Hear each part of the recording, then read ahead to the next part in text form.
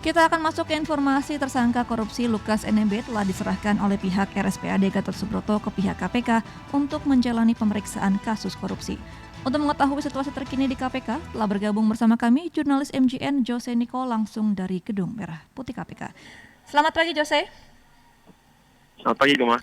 Iya Jose, bagaimana pantauan situasi di KPK hari ini? Apakah ada agenda pemeriksaan Lukas NMB pada hari ini? Ya, Gema dan juga para pendengar NG Listeners, informasi terkini dapat kami sampaikan berdasarkan keterangan tertulis yang kami dapatkan dari PLT Juru Bicara KPK Bapak Ali Fikri. Pihak KPK sampai saat ini belum ada info agenda lanjutan terkait dengan pemeriksaan tersangka Lukas NMB. Saat ini tim penyidik tengah mendalami dan melakukan analisa terkait pemeriksaan Lukas NMB yang berlangsung kemarin selama 4,5 jam hingga 5 jam pasca menyelesaikan masa pembantaran di RSPAD Gatot Subroto Jakarta. Artinya, KPK akan melakukan analisa terhadap total 8 pertanyaan yang berdasarkan keterangan kuasa hukum Lukas NMB Petrus Balapationa, pendalaman dari KPK ini belum menyentuh pokok perkara. Pertanyaan yang disampaikan kepada Lukas NMB adalah terkait sejumlah hal mendasar seperti pekerjaan, latar belakang pendidikan, keluarga dan orang tua, lalu jabatan. Pihak KPK lebih lanjut juga menanyakan kepada saudara Lukas NMB apakah pernah dihukum dan KPK belum menyentuh pokok perkara atau menanyakan mengenai penerimaan gratifikasi serta aliran uang yang diduga ke kasino luar negeri.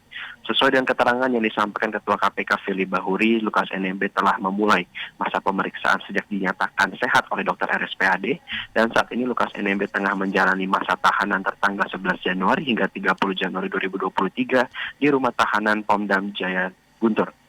Informasi lainnya dapat kami sampaikan Gema. Situasi terkini di Gedung Merah Putih KPK, di seberang gedung KPK terdapat 2 kendaraan pengangkut pasukan keamanan dari Korps Brimob Polda Metro Jaya dan memang sejumlah personel sudah standby di KPK sejak pagi tadi dan dapat kami sampaikan bahwa pengamanan di KPK ini bersifat lebih intens dibandingkan sebelum Lukas NMB telah diperiksa oleh KPK. Dan informasi lainnya juga dapat kami sampaikan arus lalu lintas di Jalan Rasuna Said terpantau ramai lancar dan hingga saat ini kami masih belum melihat adanya mobilisasi massa ataupun simpatisan dari Lukas NMB terjadi beberapa waktu lalu. Dan saat ini terpantau kondisi lalu lintas sekitar lancar dan masih dalam arus lalu lintas akibat aktivitas jam kerja. Dan Gema sedikit kami meninjau kembali kasus Lukas NMB, Gubernur nonaktif Papua tersebut diduga menerima gratifikasi atau uang hadiah karena meloloskan proyek dari PT Tabi Bangun Papua sejumlah 1 miliar. Setidaknya Gema dan juga para pendengar MG Listeners ada 3 proyek yang didapatkan oleh PT tersebut selama Pak Lukas NMB menjabat sebagai gubernur. Yang pertama adalah peningkatan jalan Entrop Hamadi dengan total proyek 14,8 miliar, lalu rehabilitasi sarana dan prasarana penunjang PAUD integrasi dengan nilai proyek 13,3 miliar, dan proyek penataan lingkungan venue menambang outdoor Auri dengan total proyek 12,9 miliar. Lukas diduga mengantongi uang 1 miliar dari Direktur Utama Rijatono dan KPK saat ini masih terus mendalami dugaan apakah Lukas menerima uang lebih besar dari pihak lain terkait dengan gratifikasi pemberian proyek. Dan terkait spesifik dari kasus ini, Direktur Utama dari PT Tabi Bangun Papua, Rijatono disangkakan melanggar pasal 5 ayat 1 atau pasal 5 ayat 2 dan pasal 13 Undang-Undang Nomor 31 Tahun 99 tentang pemberantasan tindak pidana korupsi sebagaimana telah diubah dengan Undang-Undang Nomor 20 Tahun 2021 tentang perubahan atas Undang-Undang Nomor 31 Tahun 99 tentang pemberantasan korupsi. Dan sebagai orang yang menerima gratifikasi, Lukas NMB disangkakan melanggar pasal 12 huruf A atau B atau pasal 11 dan pasal 12B Undang-Undang Nomor 31 Tahun 99 tentang pemberantasan tindak pidana korupsi sebagaimana telah diubah dengan Undang-Undang Nomor 20 Tahun 2001 tentang perubahan atas Undang-Undang 31 Tahun 99. Demikian Gema dan juga para pendengar MG Listeners yang dapat kami sampaikan. Kami akan terus memantau situasi terkait dengan pengembangan kasus Lukas NMB dari gedung KPK. Gema.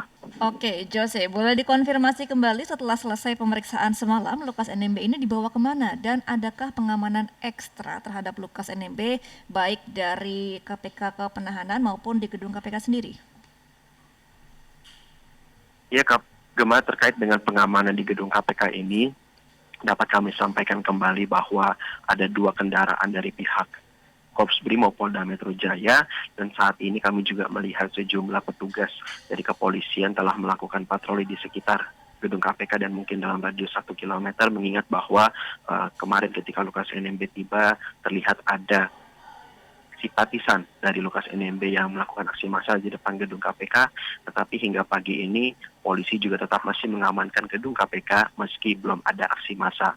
Dan terkait dengan posisi Lukas NMB saat ini, Lukas NMB telah diamankan di rumah tahanan Pom-Dam Jaya Timur, dan hal itu juga sudah disampaikan oleh Ketua KPK Firly Bahuri bahwa selama pemeriksaan 20 hari tertanggal 11 Januari hingga 30 Januari 2023, pihak dari Lukas NMB akan ditahan atau diamankan di tahanan Pom-Dam Jaya Guntur. Cuma. Oke, baik. Terima kasih jurnalis MJN Jose Nicole atas laporan langsung dari Gedung Merah Putih KPK. Salam sehat dan selamat kembali bertugas.